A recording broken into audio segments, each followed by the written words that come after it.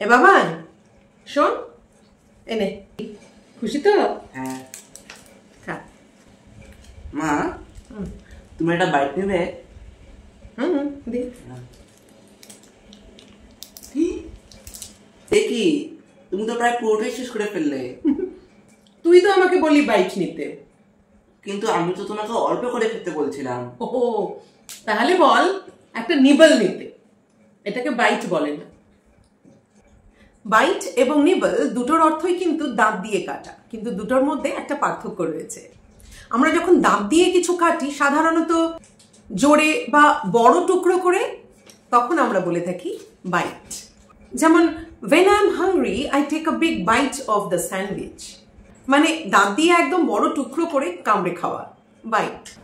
We bite when we are hungry or we need to cut something very fast, কিন্তু যখন আমরা কোনো কিছু একটু একটু করে বা হালকা করে দাঁত দিয়ে কেটে খাবো তখন সেটাকে বলতে হবে nibble, মানে taking small bites very softly and slowly, nibble.